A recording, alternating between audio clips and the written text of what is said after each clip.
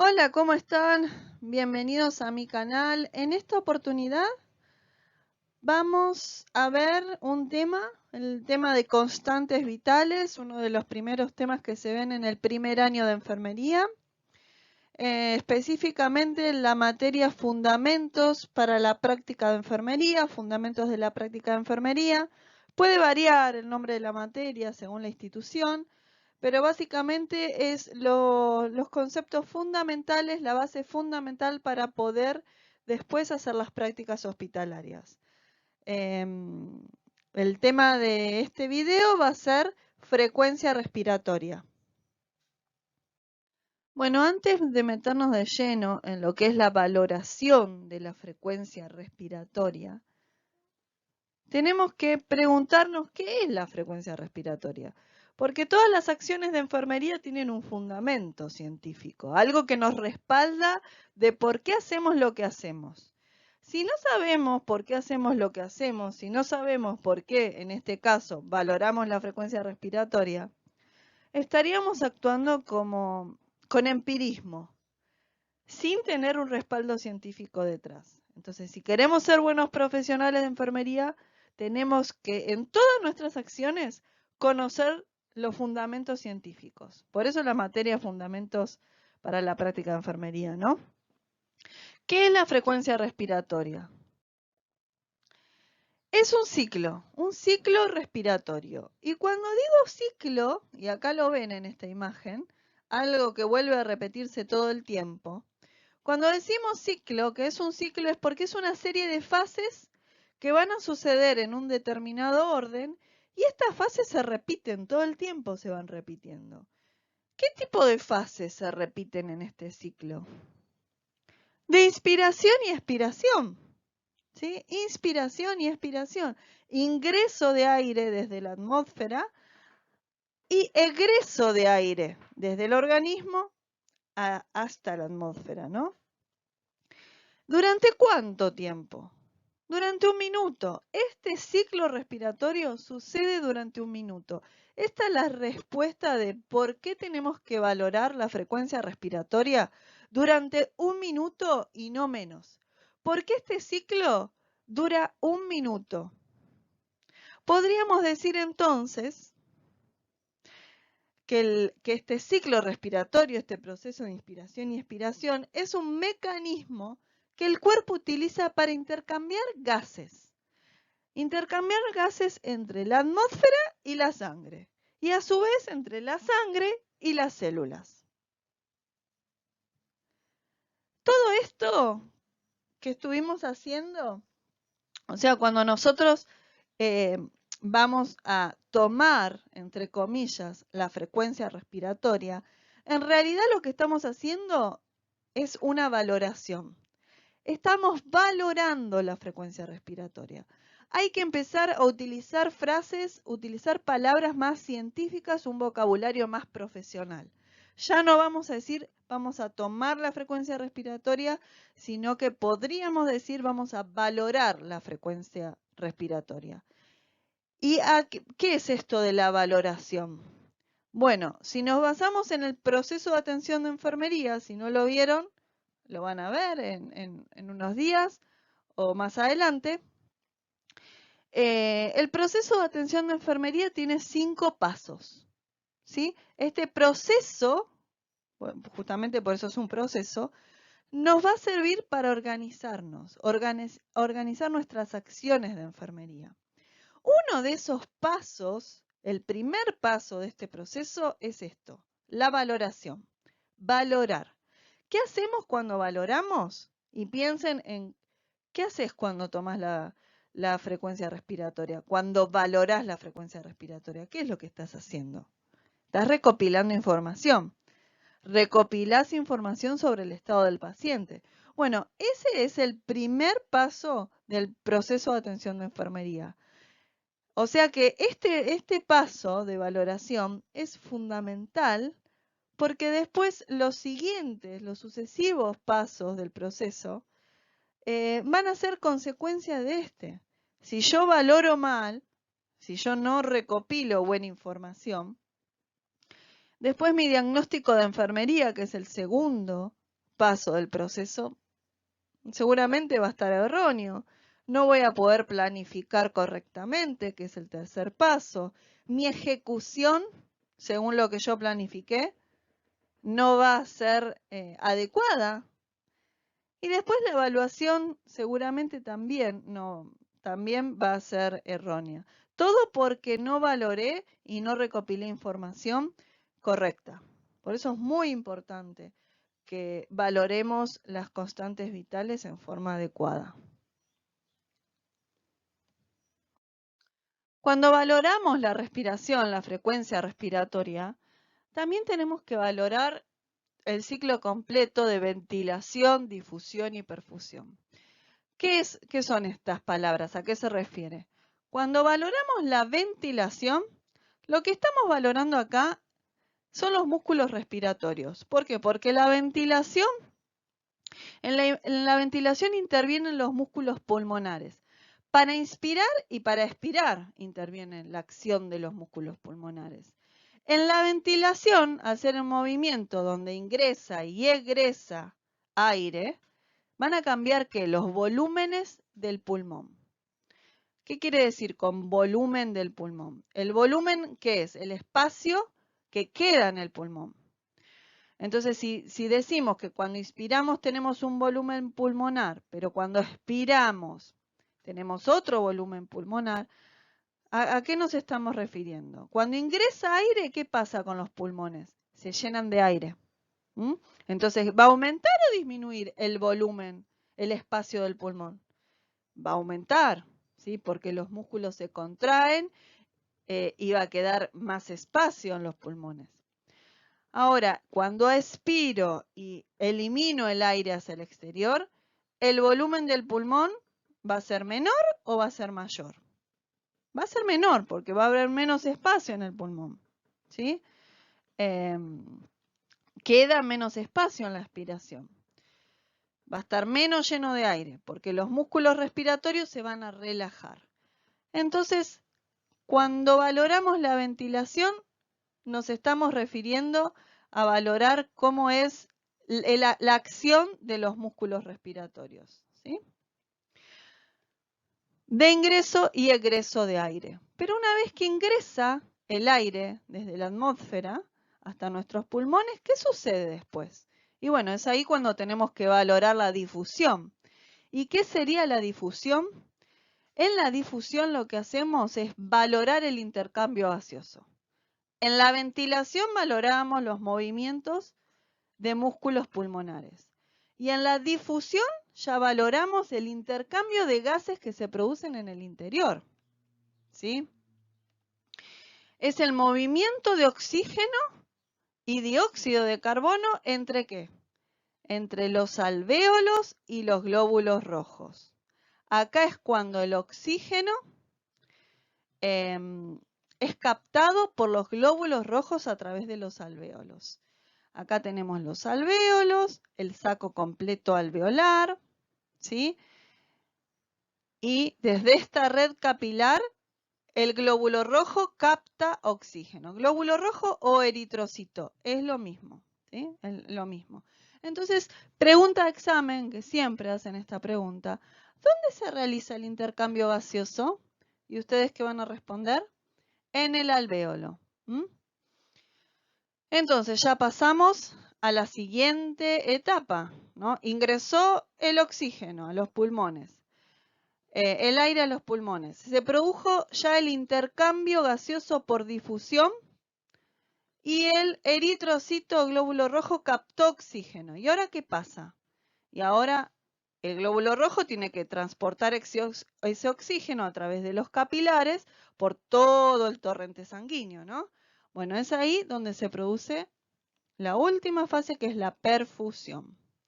Y la perfusión es justamente lo que te comenté recién. Es la distribución de los eritrocitos o glóbulos rojos desde y hacia los capilares pulmonares. Llegada de la sangre con eritrocitos cargados ya de oxígeno, ¿no? Entonces, ya conociendo todo esto, vas a escuchar, por ejemplo, el primero, El paciente está hiperventilando. ¿Qué querrá decir? Está hiper, ¿no? Algo que es demasiado, está aumentado, por eso es hiper. Ventilando. Ventilando debe estar relacionado con ¿qué? Con lo que vimos anteriormente. Ventilación, ¿no? Entonces, pensá un poquito a qué se podría llegar a referir cuando escuchás el paciente está hiperventilando. Bueno, querrá decir, tendrá que ver con los movimientos respiratorios, ¿no? El paciente respira muchas veces, tal vez, aumenta la frecuencia respiratoria y con inspiraciones más profundas. Bueno, exacto. Cuando escuchas el paciente está hiperventilando, quiere decir que está respirando mucho, varias veces, y tal vez las respiraciones son aún más profundas. Eso es hiperventilación. Podés llegar a escuchar, el paciente está hipóxico. Cuando ves esta palabra hipo, ya no es totalmente lo opuesto a hiper, ¿sí?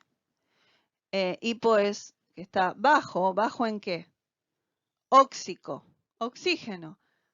Entonces acá te lo dice la palabra. Cuando te dicen el paciente está hipóxico, ¿a qué se referirá? A que el paciente tiene bajo el oxígeno en sangre. ¿Y dónde pudo haber una falla si tiene bajo el oxígeno en sangre? En la difusión, ¿no? En la difusión, porque te acordás que en la etapa de difusión, ¿qué pasaba? Había un intercambio gaseoso. El eritrocito se llenaba de oxígeno. Bueno, ¿ves cómo todo lo vamos relacionando? Y cuando el paciente está hipóxico, vemos un color característico en la punta de los dedos, en la punta de los dedos de los pies, de las manos e incluso en los labios también, un color azulado.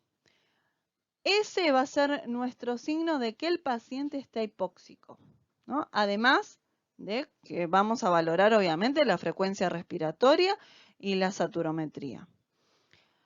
Puede llegar a escuchar también que el paciente tiene mala perfusión o está mal perfundido. ¿Qué querrá decir con esto? ¿Te acordás que era perfusión? ¿Sí? Mala perfusión. El paciente tiene un retraso del llenado capilar. Mala perfusión era la última fase, ¿no? Perfundir. Ya el glóbulo rojo lleno de oxígeno tenía que ser transportado por todo el torrente sanguíneo, ¿no? Y llevar oxígeno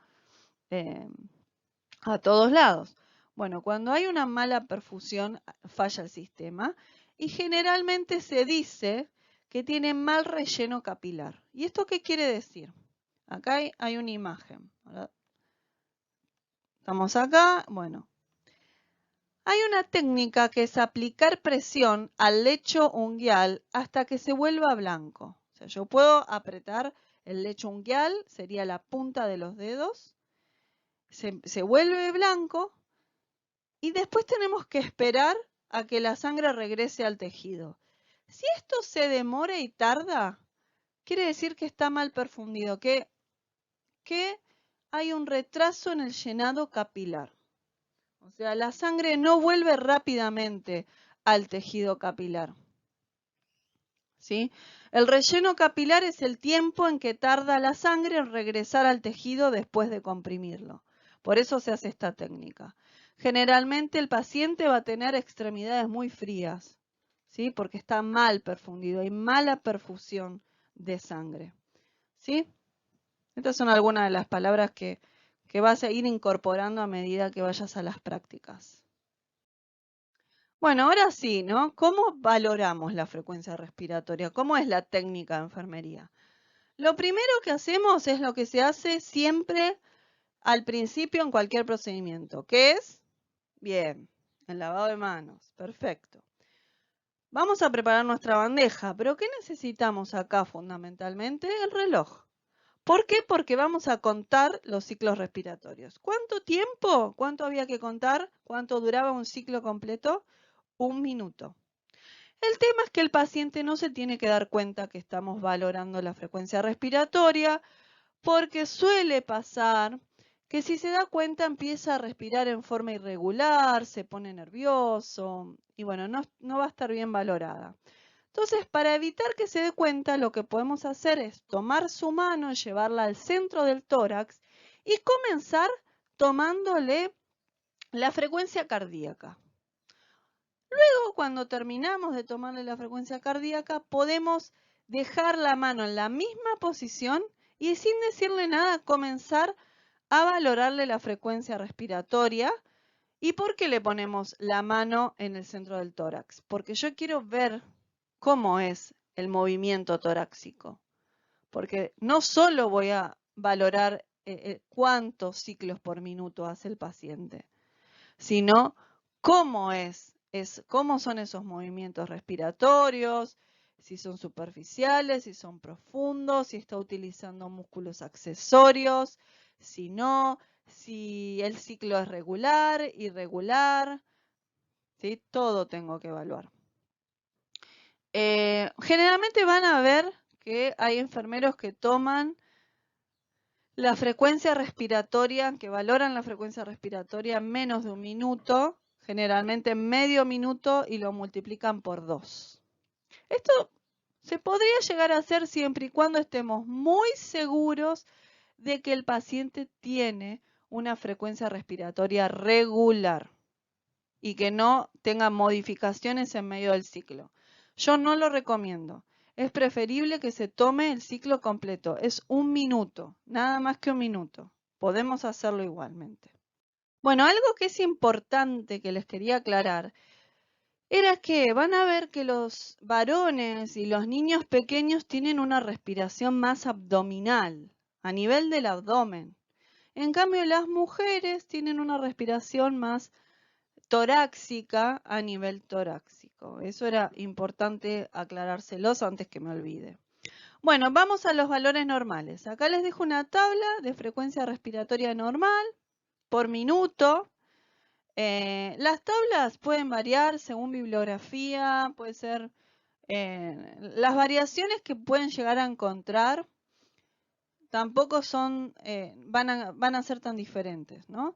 Pero bueno, yo les paso las que tengo actualmente y ustedes consultan en su escuela de enfermería los valores normales que les dieron.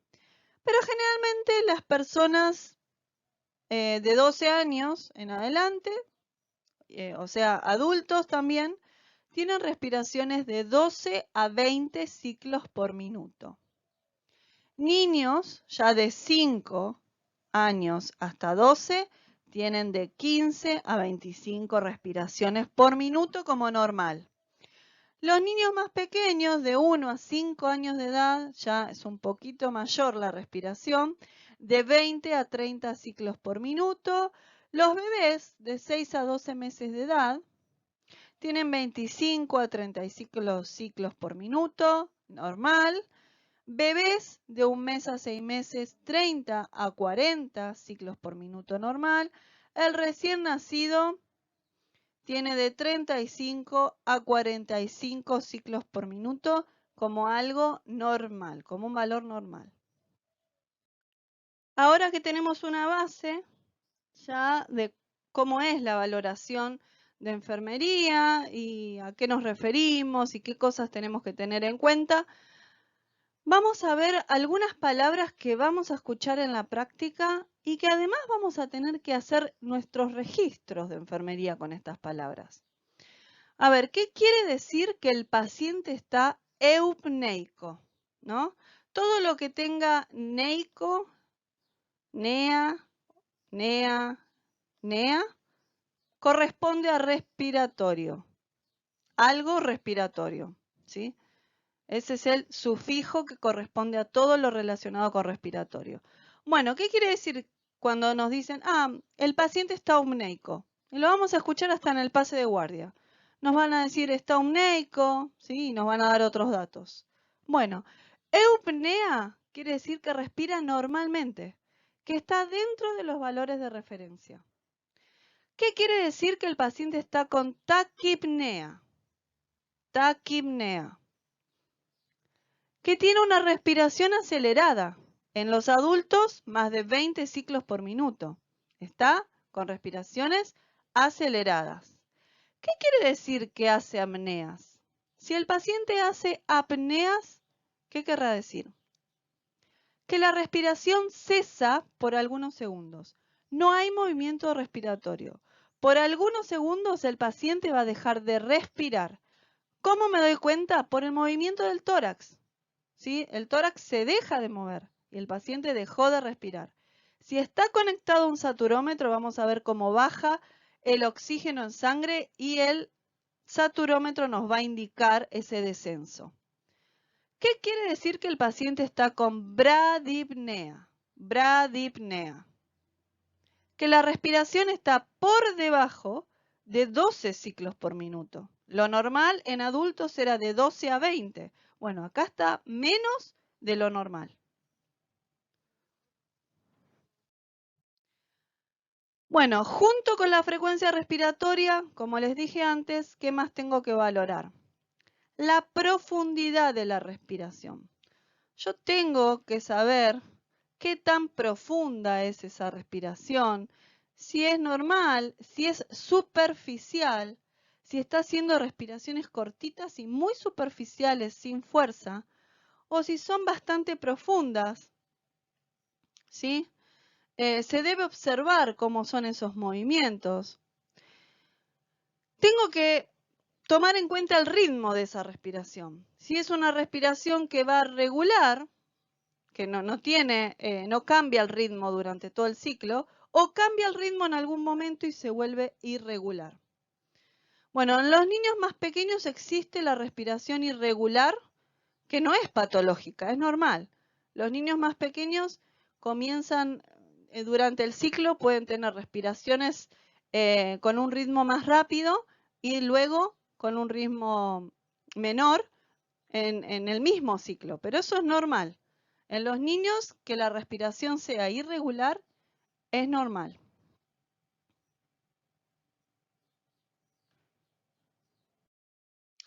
Entonces también vamos a tener que valorar la difusión y la perfusión. Y otra vez con estas palabras, ¿te acordás?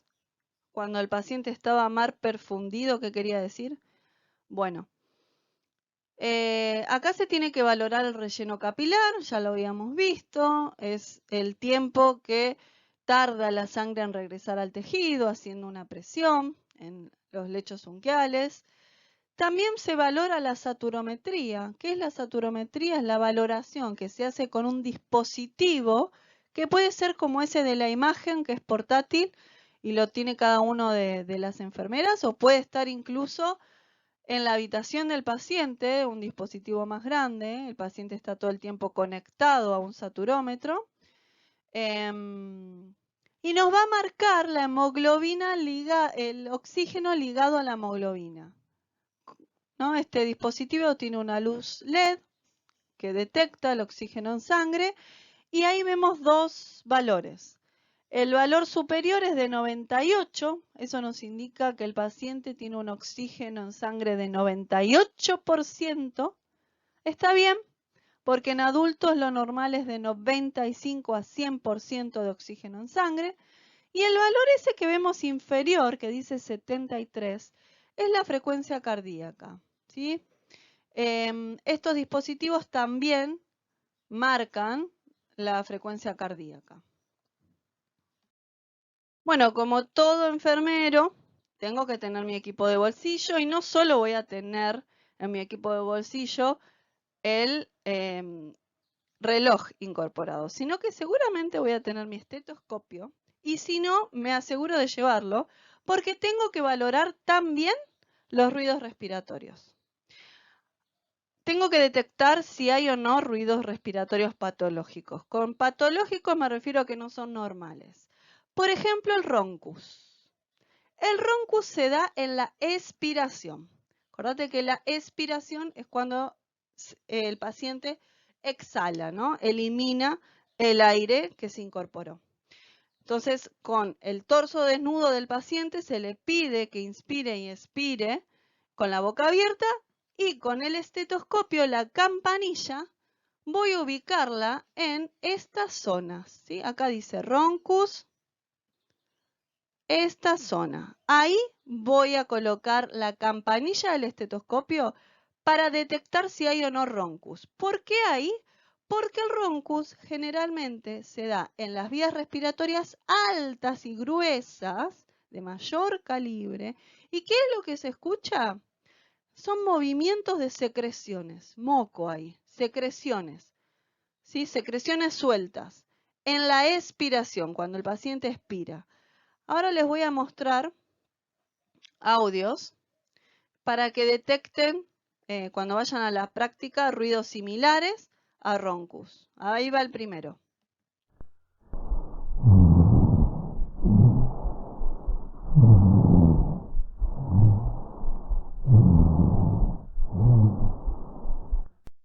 Presten atención en la expiración. Si el paciente inspira y cuando expira, ahí se escucha el movimiento de secreciones. Vamos con otro ejemplo.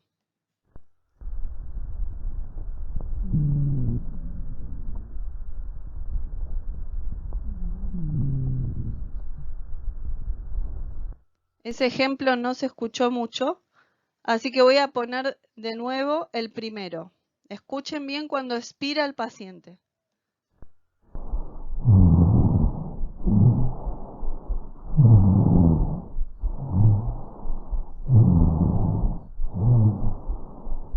¿Vieron? Está bien clarito el roncus ahí. Otro de los ruidos respiratorios patológicos son las sibilancias. Las sibilancias también se dan en la expiración, cuando el paciente expira, exhala. Bueno, el mismo procedimiento. Tengo que pedirle al paciente con el torso desnudo que respire, que inhale y exhale con la boca abierta y con la campanilla del estetoscopio, esta vez ¿dónde voy a apoyar esa campanilla? Bueno, en esta zona, acá dice sibilancias, ¿dónde las escucho? Ya es más interno, ¿ven? ¿Sí? Ya no es en las vías respiratorias altas, como era en el roncus. Ya las sibilancias se escuchan más a nivel de los bronquios, es más bronquial y corresponden como a un silbido, ¿sí? Un silbido finito, por eso a veces dicen que es musical, que hace justamente porque hay una mayor turbulencia, hay una dificultad en la expiración de aire. También tengo ejemplos para que escuchen. Les pongo el primero.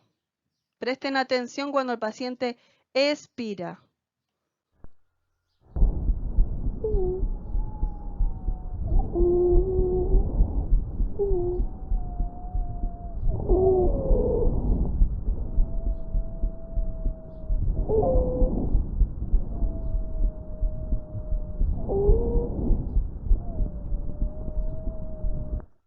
Bueno, lo escucharon, está bien clarito ese silbido. Eso es sibilancia. Generalmente suele pasar a veces en las personas con asma y a veces no es necesario siquiera colocarse el estetoscopio para escuchar una sibilancia, porque se suele escuchar este sonido característico sin hacer uso del estetoscopio. Vamos al segundo ejemplo.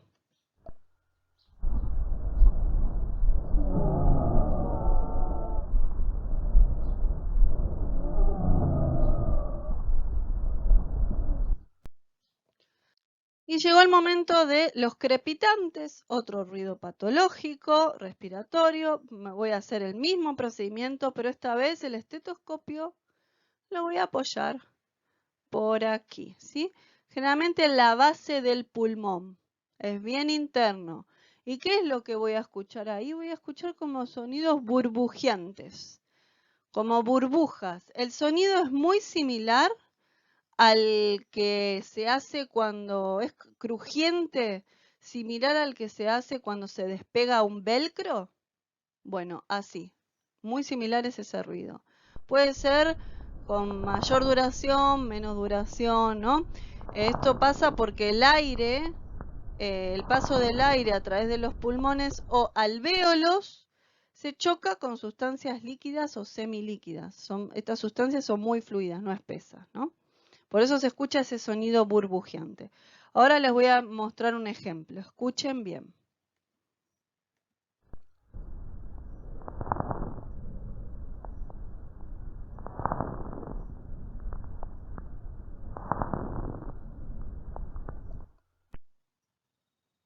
Bueno, ¿escucharon? Es bien burbujeante, ¿no? Se nota que hay secreciones muy fluidas, hay fluidos no muy espesos en esa zona. Bueno, y llegamos a patrones respiratorios, que también es importante que lo sepan, porque también lo van a tener que registrar si los detectan. Y estos patrones, por ejemplo, pueden ser el de Jayne-Stokes, que es cíclico, donde la frecuencia e intensidad de la respiración va aumentando progresivamente, hasta que llega a un máximo y después cae. Decrece hasta que llega un momento que entra en apnea. Acordate que apnea era que el paciente dejaba de respirar. Entonces el paciente respira rápido, por eso acá está el dibujo, ¿no? Respira rápido, sube y llega un momento que entra en apnea y después otra vez vuelve a respirar rápido, ¿sí? Aumenta la intensidad de la respiración. Esto generalmente se da, por ejemplo, en pacientes que tienen hipoxemia, insuficiencia cardíaca, uremia, ¿sí? La siguiente respiración, patrón respiratorio, es Kussmaul o acidótica de Kussmaul, donde es una frecuencia rápida, profunda, con una amplitud en aumento constante y se observa generalmente en cuadro de acidosis metabólica. En problemas metabólicos, generalmente diabéticos, alguna cetoacidosis diabética, suelen tener este tipo de respiraciones. Estas respiraciones rápidas pero profundas y que cuestan trabajo, con una amplitud constante, bueno, esa es la respiración de Kussmaul. Y por último está Biot, que es una respiración en la que hay periodos de apnea, intercalados de forma irregular en una secuencia desorganizada de respiraciones.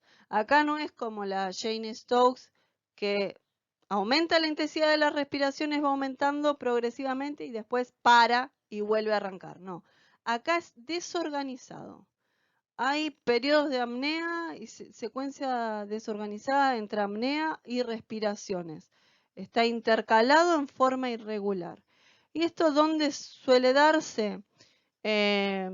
Por ejemplo, en hemorragias cerebelosas se puede encontrar, en una meningitis también podemos llegar a detectar este tipo de respiración, incluso algunos medicamentos, ¿no? Pueden llegar a alterar el patrón respiratorio. Bueno, y con esto ya doy por terminado el tema de la valoración de frecuencia respiratoria para enfermería. El próximo video va a ser la valoración, pero esta vez de la temperatura corporal. Si te gustó el video, por favor suscríbete, dame un like, haceme comentarios, quiero que me escribas y preguntes dudas, ¿sí? Espero con ansias tus dudas. Saludos y hasta la próxima.